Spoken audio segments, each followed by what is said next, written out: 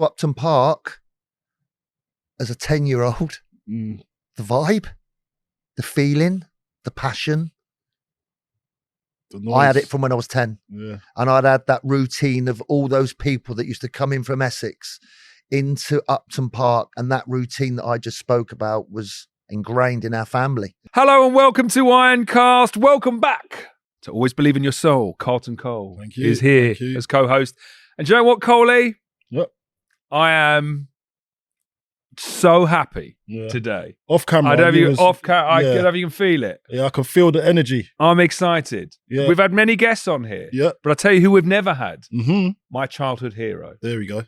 The Mad Dog himself. 190 games for West Ham between 1989 and 1995. League games, I should add. And the man who would put in tackles week after week when I was growing up, score unbelievable goals, wore his heart on his sleeve, represented those crossed hammers like no one else, apart from maybe Julian Dicks. It is, of course, Martin Allen. Welcome to Ironcast, my childhood hero. What a How man. are you, Martin? What a man. Yeah. After that, I'm gobsmacked for a change. What a welcome that is. Yeah. Was I really Can I say my bit? mate, Can I say my bit as well about you? So, Martin's anyone knows Martin is a really, really down to earth man, really sound character, very lively, makes you feel at ease. I've done a few shows with Martin, and it's been exciting to say the least. And he's made me feel part of the West Ham family because I didn't really know that side of the family with the fans. And the fans love him. The fans absolutely love him and adore him. And I see real love when you're on stage. And I feel that, and what you give to me when I'm on stage and the way you welcome me on the stage, it goes a long way. So thank you for making me feel like that when I'm on the stage with you. Thank you very much, Martin Allen. That's very The kind. Mad Dog. Has anyone else got something nice to say about Martin Allen? About? Listen, the guy's a I love legend. him. The guy's a legend. The guy's a legend. Carlton, my parents came from Dagenham, and I think most people are aware of the Allen family and of course, the upbringing from my, Clive Allen, Paul Allen, Les Allen, my dad Dennis, of course, and Paul's father Ronnie. Come from a hard background in Dagenham. Didn't have much money. Working at Ford's, getting any job they can, the occasional trip to Romford Market to get food, having holes in their shoes with cereal packets to fill their holes. So they had it tough. So for when I moved to Reading with my dad, after he'd been sold there from Charlton, to come back and play for West Ham, for my dad, mum and dad, of course, because they both supported West Ham, for me to come back where all the family, everyone in the family supported West Ham, for me, coming from QPR to this was, it was just mind-blowing.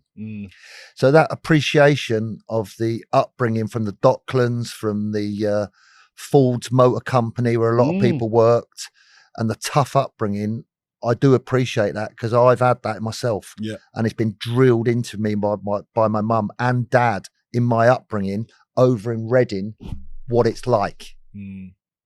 So you're proper hammer. Do you know what I mean? Like authentic, original. Authenticity, I think, is one of the things that really represented you, Martin. Like, you always gave 110%. And I think we get younger listeners here on Ironcast. I want to just describe for a second what I loved about you. Every tackle, you were fully committed. You would take shots from outside of the box. You would score spectacular goals, but you could see you were always giving the absolute most you had to give. The way you shouted and communicated around the pitch. But also you had this persona, that the Mad Dog. And sometimes you could always say you were having fun. There was a lot of West Ham players who wouldn't necessarily smile while they're on the pitch, but you had that aggression in any weather. But you'd smile, you'd have a joke. Sometimes you'd do crazy things. Like I remember once you scored and celebrated in front of an empty stand. There was like shit, like arms aloft in front of no one.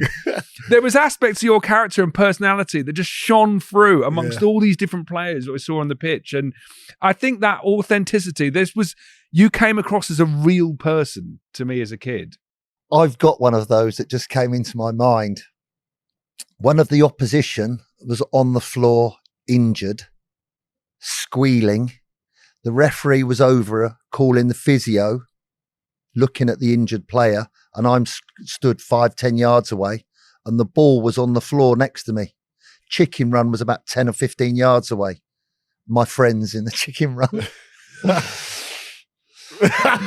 Naughty. I picked up the ball and hid it behind my back, up my shirt. No way.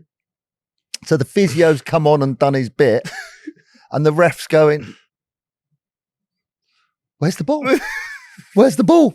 And it was hidden up my back. And the ref didn't know where the ball was. And I don't know why I did it. I just thought it was funny to hide the ball from the ref.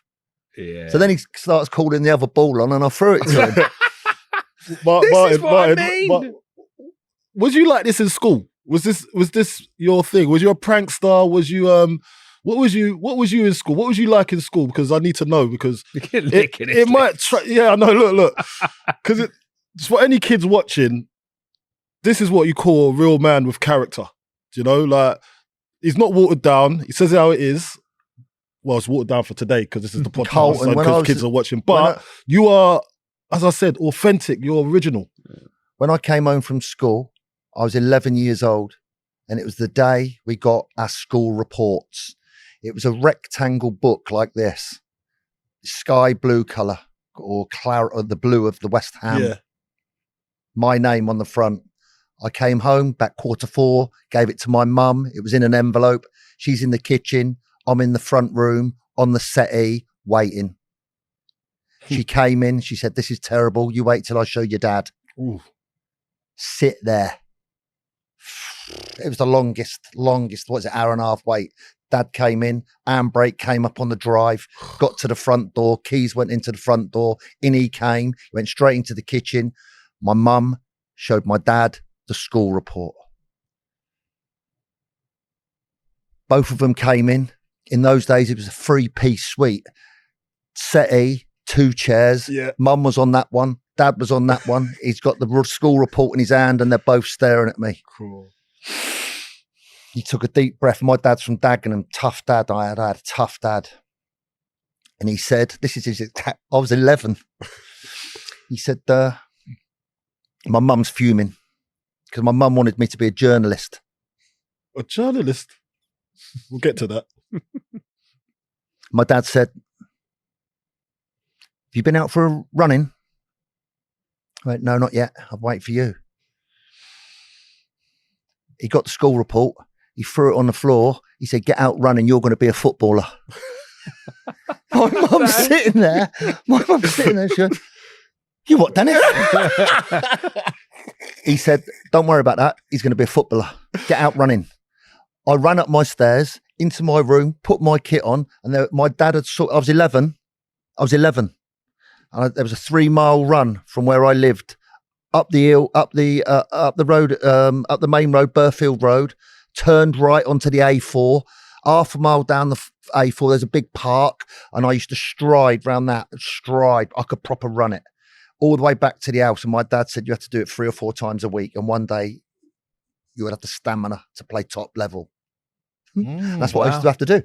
Wow. Well, wow. So, you mentioned your footballing family. I mean, let's just go through it. I had to write all this down because I could not memorize this. But of course, your cousin, Paul Allen, played for West Ham. Famously, at the time, he was the youngest player to play in an FA Cup final for West Ham when we won in 1980. You also had Clive, was your cousin, who also played for West Ham. Bradley Allen, too, who played for QPR. Your uncle, Les Allen, played for Chelsea, Spurs and QPR. You mentioned your dad, Dennis. He played for Reading and Charlton. Your son, Charlie, played for Gillingham. Your nephew, Harry, played for Sheffield Wednesday and Gillingham. What is in these Allen genes? Yeah. It's incredible. The family business is football. I think it's fair to say I am the runt of the litter. And you have to be careful how you say that. That's that coming from Dagenham, Jimmy Greaves, Terry Venables, West Ham supporters, Ken Brown, Bobby Moore. There's a picture in my front room right now of Bobby Moore with my dad at my dad's testimonial at Reading.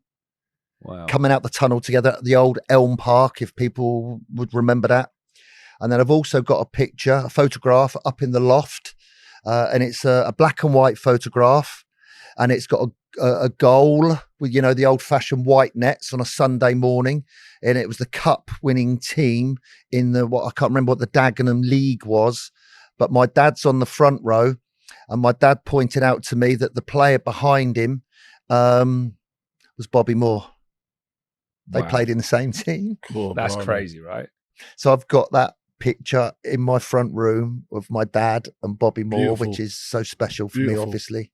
I don't think I've ever told anyone that. That's mad. Well, with your family, like your cousin Paul played for West Ham, as I mentioned, in the 1980 FA Cup final. And obviously you didn't join West Ham until 1989. But I wondered, because of your cousin playing in that FA Cup final, was there a bit of your heart that was already a little bit, and growing up in Dagenham, was there a bit of a West Ham fan in you even growing up all those years before? The thing is, Chris, where it started for me was all my cousins and family, like from Dagenham, Romford, Basildon, and everybody supported West Ham. My dad was a football manager as well as a football player. So as a little boy, I used to go around watching my dad's team and go training on a Thursday night with his teams and go all over the country on Saturdays watching his team that he managed. So I had a good insight into what it was like, where I wanted to be for my ambition and my drive.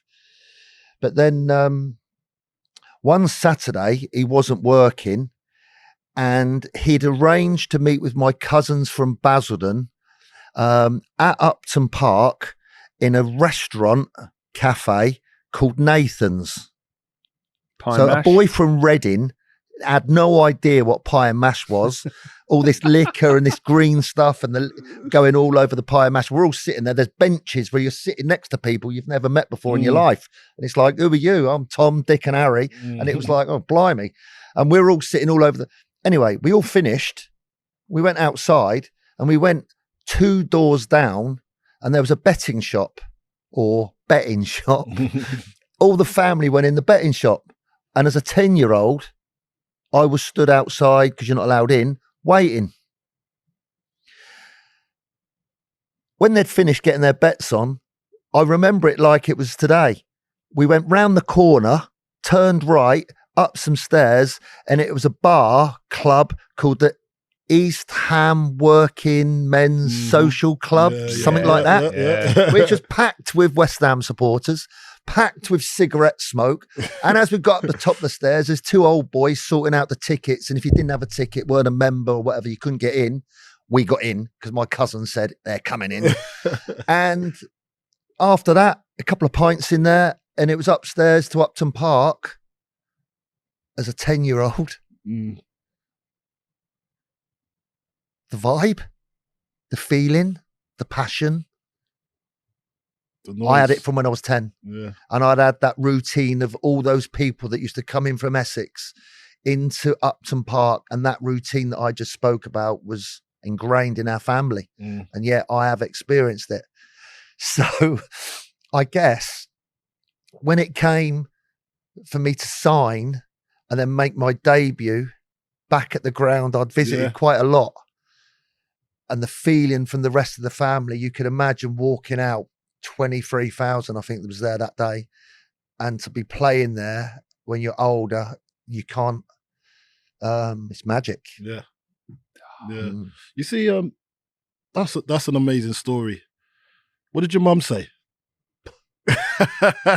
Let's go back to what your mum said, because you got to understand, she wanted you, as you said, she wanted you to be a journalist, and all that feeling you're going through right there, and then her seeing that. What was it like? Or what did she say in the end? Carlton, my upbringing was quite different. My dad came from the kind of rough part of Dagenham, tough. My mum came from a nicer part of Dagenham and was well brought up. So how those two got together, because they are chalk and cheese. Yeah. It always works. It always works. And I had to work hard at school, from my mum's push. And when it came to playing football on a Saturday or Sunday morning, or for the school, my mum never used to come and watch. Never. Because she didn't like it. Wow. My behaviour off the pitch and at home, tidying my bedroom, putting my shoes by the front door, brushing your teeth, taking your your plate out to be washed up, me doing the washing up before dishwashers and all that sort of stuff. I had to do all that sort of stuff and do my own work and be well disciplined by my mum. Yeah. With my dad, I'd go to football with him on a Saturday or Sunday, and the rule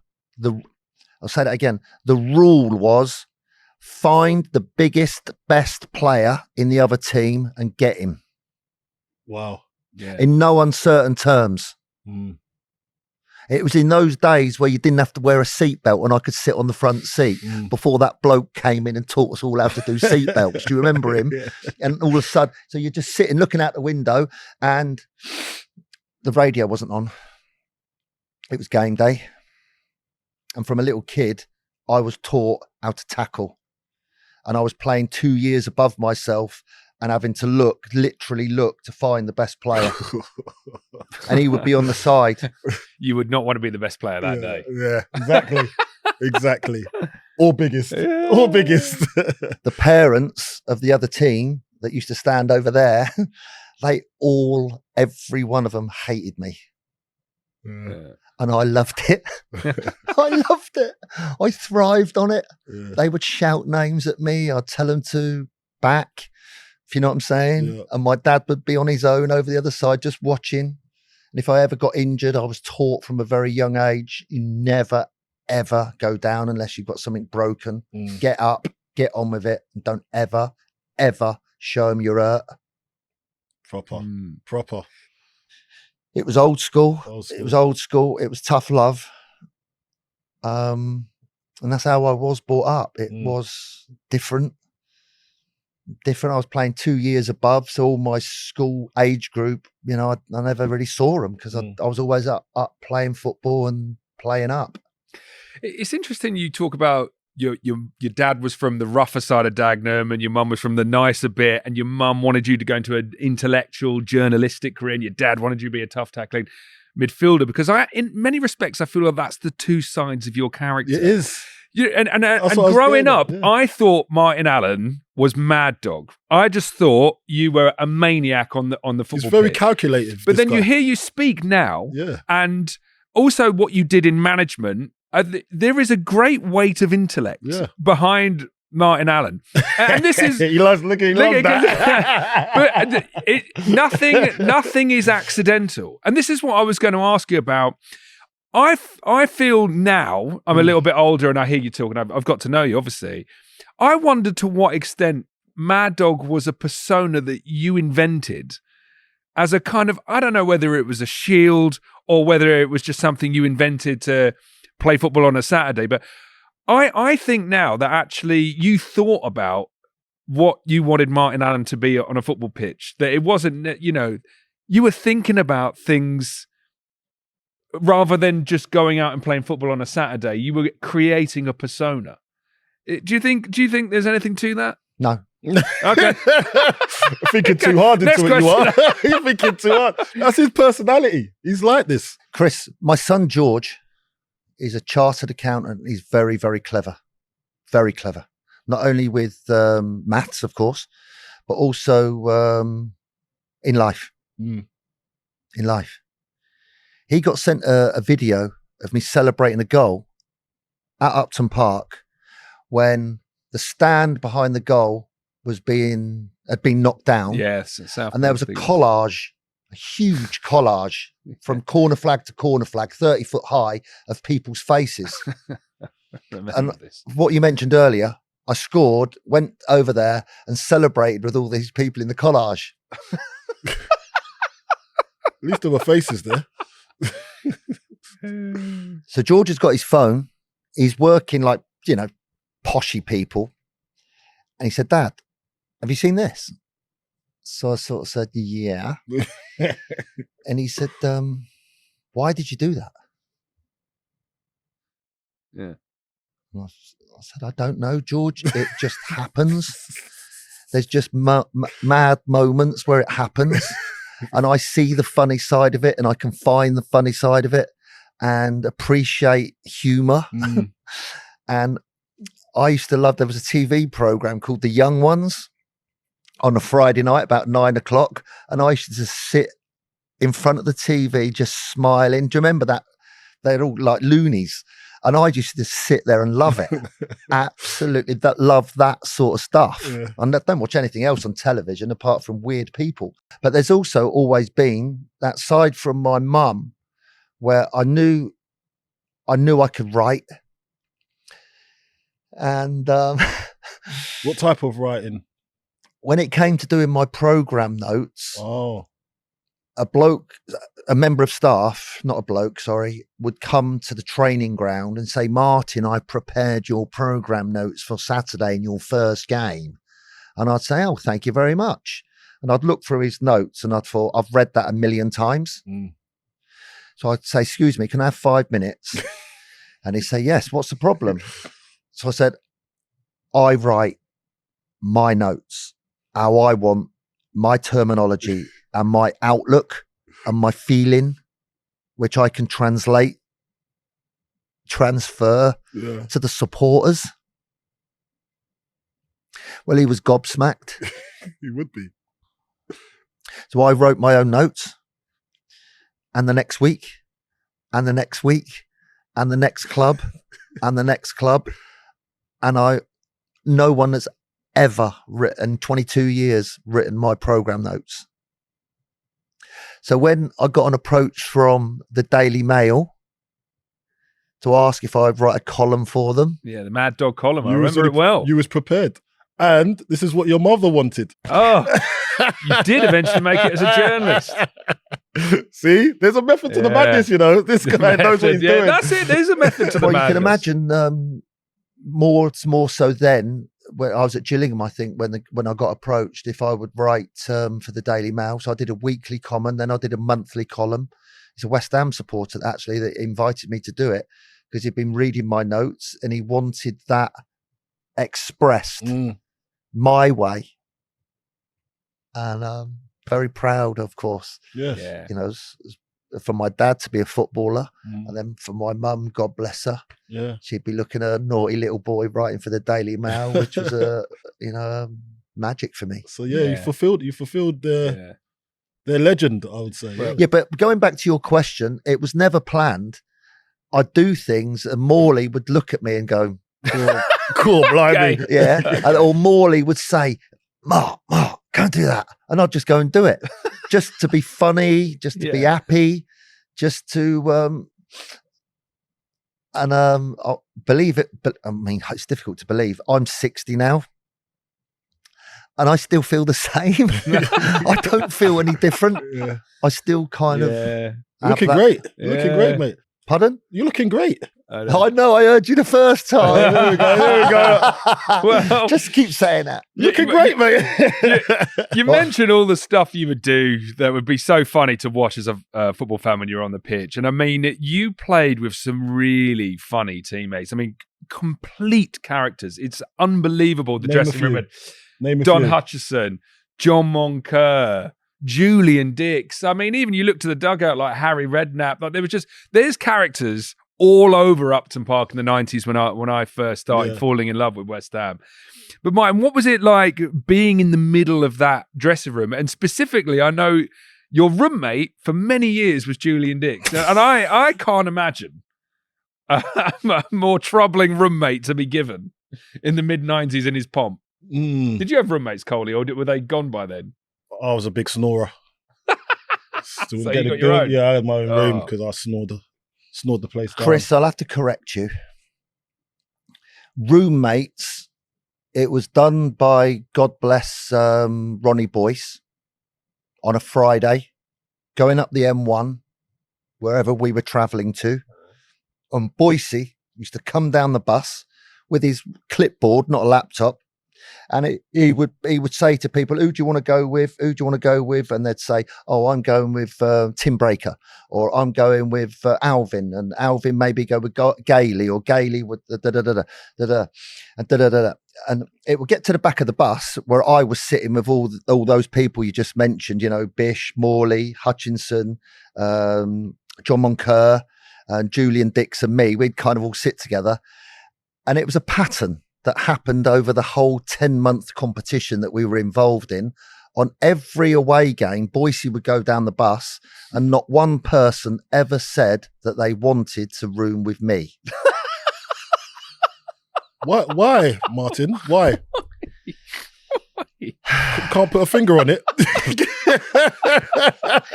I was always the last one to be picked. Like the kid in the school playground at football. And it would be, we've taken an 18-year-old just to have the experience because he played well in the reserves, and you're going to go with Martin. Oh, Lord. And none of them ever wanted to go with me. Why? I don't know. Have you ever asked them? Yeah. Yeah. And what was the Well, response? one of the reasons might be when we went away to Plymouth Argyle, I was chosen, not picked, by Ronnie to go with our centre forward, who was a great guy, Jimmy Quinn. And on the way up to the room, along the corridor, I opened the door. I said to Quinny, from there down to the beds on that carpet, and if you touch that carpet, you do know you're going to get bitten by a shark. What? Jimmy's like chuckling. And he said, what? I said, there's sharks. There's no way we can't go on the carpet. I promise you now. See what I mean? We played. You had to jump from the outside corridor across there into the bathroom where the door was half open. So I jumped over the first bit, got onto the plastic, and then from the plastic floor, you could jump across. You know that bit where they put you put your bags when you go in the hotel. You put your bags on there. Yeah. So I had a running jump from the toilet, hopped across. Now I'm on the second part on the where the bags go, and Jimmy's in the corridor, absolutely peeing himself of laughter.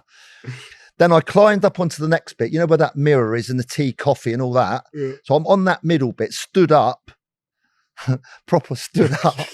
And then I dived from there onto my bed. No sharks. But what I forgot, I'd left my bag out in the corridor. So Quinny's gone the same route with his bag on the back. No, he left my bag out there. Left you, so you had to go back. Yeah. So I said, Quinny, where's my bag? Get my bag. And he went, no, you can do it. So he went into the bathroom, jumped across to the bag bit, climbed up onto there. He had the other bed. Yeah. He's got his bag. I ain't got mine. So I've had to go back. And we did that all the way through. And it was, well, I think is funny. Shark-infested carpets. Shark-infested carpets. I just love hearing stories about West Ham away games in the 90s. It's such a crazy bunch of characters. What, Martin, you told me once, didn't Julian Dicks used to, like, on the bus, he'd just go around, like, messing with people, like, if you were with me. If you were, didn't you read a book, he'd tear the last few pages out of the book? Mate. Yeah. Yeah. How did you react to the Terminator? Kevin Keane and I used to come from West London, so we'd meet the team coach Carlton at Luton. Yeah. There's a hotel there, and you could walk across to the motorway, and the bus used to come down the slope. We'd jump on. Happy days.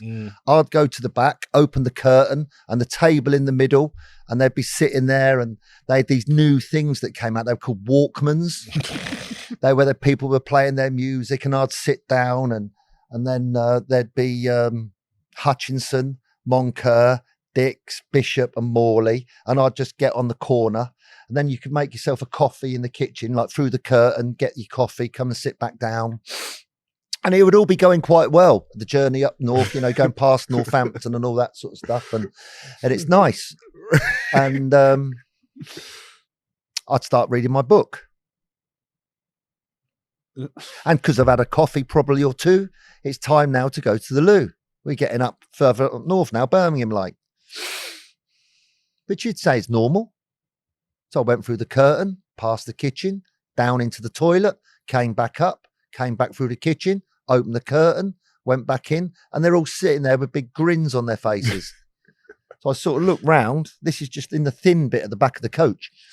So I said, what are you laughing at? And then, as I sat down, on the floor, I could see probably 1,000 pieces of book that I'd been reading that I'd left on the table. And he'd taken the whole bit out and he'd pulled it. And it was Dicks that done it. He just pulled it into a million bits. And he owned it as well. He says, I done it, yeah. Why did you do that? Why did you do that? And do you know what he used to say? What? I'm not sure I can say this, but he used to say, F off. Oh, yeah, yeah. I could crack that code. And then all the others would laugh. How did that make you feel? Carlton, I used to just stare at him because underneath and inside, I thought it was hilarious. Oh, did I? It's the sort of thing I would do. I loved it. I love it. I love that. I looked at him, shook my head. Pretended to be fuming. But all the others were laughing. Yeah. And thought it was hilarious. And my That's book's on the floor. That's brilliant. Yeah. That's brilliant. What was the different pre-match before big games? I know, like, what was your training mentality like? Because I've heard Julian Dicks was very different. He wouldn't necessarily go out and do his stretches. He must bang a football against a wall. Is that right? What were the different, like in the 90s? What were you all doing before games? He's a unique character. Unbelievable character. At Chadwell Heath, 25 past 10, 20 past 10, we'd come out of the door at Chadwell Heath out onto the first team training pitch. The balls from the coaches had already been put in the centre circle. We would wait for the coaches to come out before doing the warm-up. So that would be at Chadwell Heath, a jog down the side of the rail track into the corner and maybe do our calves. And then it would be a jog down that side fence. I can remember this as though it was 20 minutes ago. There was a school over the back into the corner. We'd do our hamstrings. We'd increase the speed of the jog to go along the top there by the houses into the top corner. It is a further stride. And then we'd do thighs, hamstrings and calves because we warmed up. But in the middle of the first team training pitch, all the balls had been emptied out onto the pitch. On his own, with his skinhead and his attitude, from 30 yards, he was smashing shots from 30 yards. He'd have one touch of his left foot and smash it. We were all like going through the hamstrings, calves, thighs, mobility, getting ready, doing your shoulders, getting ready for a warm-up, proper warm-up, normal warm-up. Nothing, sports science. It was just us warming up like we did. And there he was smashing balls.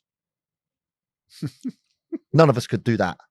Anyway, it came to training and the coach had already put the 2 goals out. It would be on about a 60 by 40 pitch.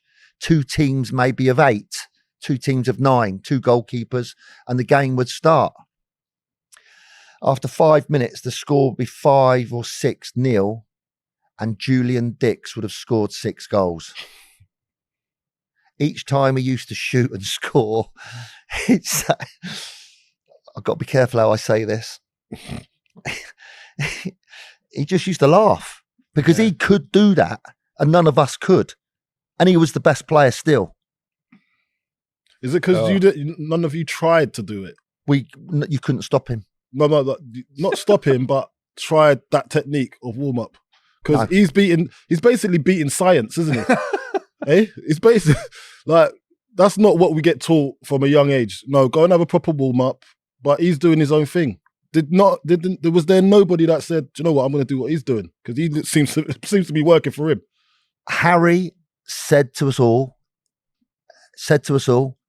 leave him, let him be, and let him do what he does. Let him do it. And Carlton, these weren't little chips to hit the crossbar. Smash, yeah. These were like, with his laces, pile drivers, and it's smashing the goal. It was like hitting the post and going about 30 yards back. Wow. And we always watch him. Unbelievable. Yeah. He was such a mercurial talent. It doesn't surprise me that he was given free reign, like, to just figure out what he needs. Did you know about his warm-up at Upton Park? He just used to go to the gym, didn't he? Just kick footballs against the wall, someone told me. Is that accurate? You must know about that. No, go on. Gordon Bennett. Match day, 3:00, Upton Park, 2:15, The 2:10, the coach would say, Ronnie Boyce, Mick McGivern, Tony Cole, whoever. Mick McGivern. We're going out in 5 minutes. Everyone be ready. Which is 2:15. Everybody goes out. It's standard right across football. So everyone's going out at 2:15 and everyone goes out. Sometimes the goalkeepers, Ludo, would go out early, which is fine. So we're all going out, and you looked into the physio's room, and in there was Julian laid on the physio's bed. And if you know those metal silver things that they have in hospital where they put those utensils, that was right next to the bed.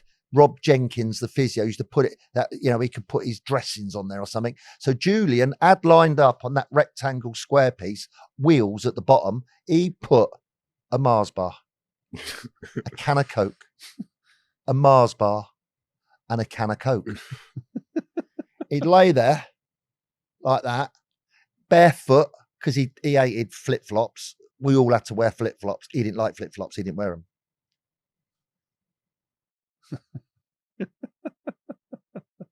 He drank 2 cans of Coke. Two cans of Coke before a game. Less than an hour before the game. That's just a stitch waiting to happen, isn't it? And he just laid there like that. Oh, mate. Right? So we'd come in and the 2 cans were there. The 2 empty packets were there. And he'd jump up. He'd pull his shin pads on. His shirt would be hanging out and he'd be ready like that. I love it. Unbelievable. Mate. Have as a manager, like obviously you've managed in the game. Have you seen any other character like that or close?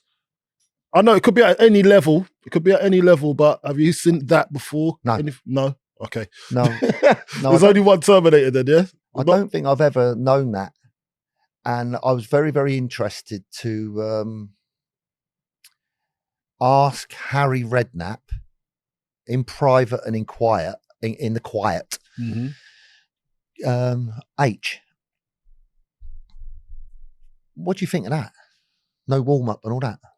He went, Martin, let him get on with it. Let him play how he plays. He said, and let me tell you, this is what he said to me. You'll never win football matches if you've got 11 choristers in your team. I mean, I'd argue he didn't even have one chorister in the team. I don't think there was even one in the stands either back in the 90s. We sat down with Ian Bishop the other week and he made a good point that I actually completely agree with, which is that the team you were in of the mid-90s, Martin, I think it transformed West Ham and provided the platform that the club is still building on to this day. Because when you look through the 80s, 70s, 50s, 60s, like West Ham were a bit of a yo-yo team. We were dropping up and down the divisions, but 92, 93, we get back into the Premier League and you're there. And there's this period then, we stay in the Premier League till 2003, which is a long time given where West Ham have been in the past. And we've only missed a few Premier League seasons since then. And I feel that Bish made the point that you provided that foundation, that stability to the club in the mid-90s. And I completely agree with that.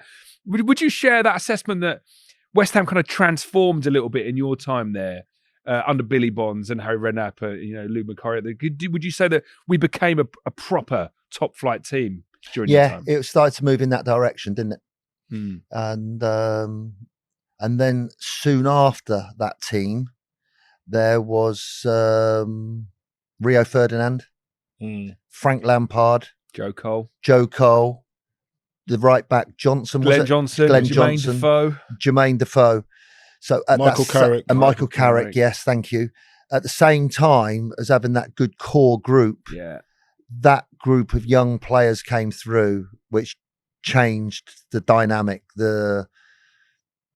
I'd say they were the catalyst personally that took it up another level. Yeah, but you supported that. Yeah, because it wouldn't been there without you. They were much better than us, Colton. I know there's been comparisons between me and Joe Cole, but what are you laughing at? Well, I didn't laugh. You did have a bit. You used to do the kind of, I guess they call it a Cruyff turn. What was your favourite? You had a little Cruyff turn that was a bit naughty. Like there was a bit of skill there. You weren't all just tough tacklings and. What was your go-to? What was your go-to skill? Oh, getting a red card. Is that what you mean? Well, that's good class as a skill. If it's class as a skill, then so be it. Colton, do you know what? Go on. I love this, okay? Don't tell anyone. Though. Well, I think the world's going to hear it now. Ready? Billy Bonds called me in the office and he said, Martin, we've got to sort these yellow cards and cautions out. Did he really? So when he's across the desk, legend, he's across the desk and he's looking at you. We've got to sort these bookings and cautions out. Bookings, he probably called them, Martin. So I said, yeah, okay, Bill, I understand. Yeah, you're right there. 3 months later, he called me in. He said, Martin, we've got to go to Lancaster Gate, which was the headquarters of the Football Association, for a personal hearing. I said, what for, Bill? He said, well, you've got 53 penalty points.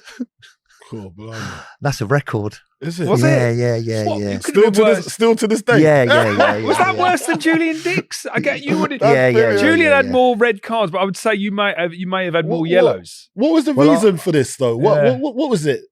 Like, what was it on purpose? Was it, or did you just would you get treated unfairly by the refereeing? I mean, having watched a lot of Martin's games, I think the ref was getting it right a lot of the time. Yeah. Well, I have got a little bit of, umbrage. The club have got signs that say academy players that went on to play in the first team, players in the first team that played internationals, and they've got the main goal scorers. And there's one sign that they haven't got up. It's worst disciplinarian and disciplinary man, whatever it is. 53 points. It should say 53 points because it's a fine achievement, isn't it? One that's not talked about enough. Yes. Yeah. You're in the history books. Yeah, you are in the history books. I can remember a lot of yellow cards. There's not many red cards I can remember of yours, but there is one in particular. My old season ticket when I was growing up was in the East Stand. And I think it was in your final season at the club. Obviously, you're now an ambassador. But on this night, you got in a fight with QPR's Rufus Brevitt. And I'm pretty sure you both got sent off. I think you may have both got sent off. And you were sent off right in front of me, and it was a real testy evening. You both walked off together, and now on West Ham match days, you're both ambassadors. I'll watch the two of you have a lovely bit of food, and I'll think to myself, I wonder how many people in this room know that these two once had a right old tear up at Upton Park under the lights. He's a lovely guy, but there's a little bit more to that story than might meet your eyes. My dad, who had been watching every game I played from when I was 8 years old, every time he could watch me, even though he was in football, would always watch me. Whenever I played for West Ham, home or away, my dad would always be there. He would be at the away games to watch the team coach come in. And when I used to get off the bus, I knew my dad was there. When my dad got ill at Christmas, and we can be open and honest and frank, quite frankly now, he wasn't given very long to live. So I told Harry Redknapp, and Harry said to me, okay, Martin, no problem. You can stay at home, look after your dad, do whatever you want to do. That's no problem. So my dad wasn't very well, and he wasn't finding it, it was tough to do anything for him. And we were playing QPR at home. I'd driven to Reading to pick him up, drove to Upton Park. He had the little strength, and my relationship changed because of the intense win at all costs, kick anybody, fight anybody, win attitude. My main concern had gone from winning to my dad's welfare, well-being, and not knowing how long he had to live. So when that night came, Rufus got me with a tackle. I punched him. He punched me back, and it was like, bang, get apart. Well, Ref sent me off. I walked in, straight in the shower, put my clothes on, knew the way, knew where my dad was sitting, and I leaned round the barrier, the old wooden steps going in, and I could just see my dad there, very thin, of course. Come on. Game was still going on. Called him down. He said, what are you doing? What are you doing? I said, we're going home. Come. I drove. He sat in the passenger seat. And I think it's the only time in my whole career he's never, ever had a go at me. No, really? It was the first time. And we used to drive, my dad and I, on the midweek games to Brick Lane, to the bagel shop at the top end. I can't remember the name of it. Yeah. And we used to get bagels and a donut and a coffee or a soup and chill and chat. And I drove all the way to Reading, down the embankment, out the way, all the way up the M4, dropped him off. Special day. And that was the last time he saw me play. Oh, wow. God bless him. So that was the game. Yeah, so that Rufus one. Wow, And when I see sticks Rufus, out. It sticks out. Yeah. I hug Rufus, Oh, and we it's always have a amazing. big grin and a smile. Have you told Rufus? No, I haven't told him. Have you told Oh, him? man. No, I haven't told him. I don't think I've ever told I this think that'll story be a to good- anybody. Yeah, that'll be a good conversation for you lot to have. Yeah. You know, because there's always something, like I always say with footballers, we've got a life off the field. Yeah. You know, like, and sometimes it does spill over because we've got to be professional. That's what we get paid for. But sometimes your emotions do spill on to the pitch, and there's nothing you can do about it. You're only human. Yeah. So hearing this story is one of those ones where that is actually what happened, and it's not an excuse. Don't get me wrong, but there's reasons behind everything, and that's why sometimes fans go easy on us when we're on the field and we're doing something outrageous. It looks something that it's actually not, because you'll understand if you knew the full backstory. Yeah. Full picture. Full picture. It's always a beautiful thing. It is astonishing, Mike, to see you be so vulnerable. And I think in some respects, this is the importance of childhood heroes. Like, you were my childhood hero. Mm. When I was 11 or 12... Chris, do you say that to everyone you have No, I here? don't. I only say it to you because it's the truth. I used to think as a kid, what would Martin Allen do? Because of the bravery you showed on the pitch and the way you did things, and that, you know, you would just give 100%. And I used to think as a kid, like, what would Martin Allen do in this situation? Like, it could be a maths test. It could be a school game of football. You like, but what's so interesting now is like you demonstrate that vulnerability, and I think when you're a kid, you think people are absolutely immortal and capable of anything, and I think it's a big leveler for people maybe listening to this. You know, everybody is going through some stuff all of the time. It's definitely, you know, it's made a big impact. I always say as well, Martin, I'm not sure if you agree with me on this, that we're entertainers, for one, because people come and buy tickets to come and watch you play. On top of that, you're entertaining the crowd. At the same time, you might not be like that off the field. So there's many people that you probably know, and I played with a few. They are really, really on the field. They're a nasty piece of work. But when you get off the field, they're nothing like that at all. Yeah. They're the nicest people, like nicest person. So when you see something on the field that happens, you think, well, I know him, and that is actually out of character because he's not like that off the field. Yeah. You know, so I always look at it, I just think, you know what, it's a beautiful thing, the game. And you see a lot of players as well, play acting on the field, and they're playing to the crowd, aren't they? They're playing to the crowd. They're entertainers. But I used to do that, Colton. Yeah. Well, you actually celebrated to no crowd, didn't you? Yeah. So you do it for yourself as well, didn't you? Because you're performing. It's a performing arts. I used to fake injury. Did you? Yeah, 100%. What? Definitely. So if I get tackled to try and get the other player sent off or a yellow card, I'd go down there and pretend I was hurt. But then, ready? Watch this, ready? The chicken run would be over there, and I'd go. So the referee would be stood there, like a little bit. I was pretending I was injured, and I'd look across and go. I'd done that a lot. Oh, no. Do you know what that reminds me of? Cristiano Ronaldo, yes, and Rooney, the wink, and the little wink. Yeah.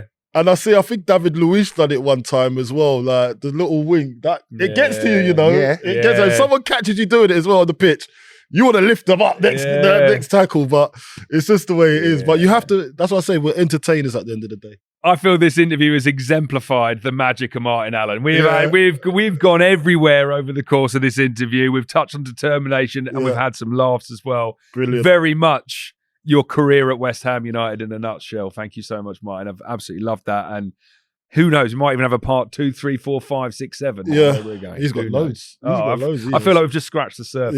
Yeah. We'll have to do it again. Well, I'm sure we will. Will I be your favourite player next time?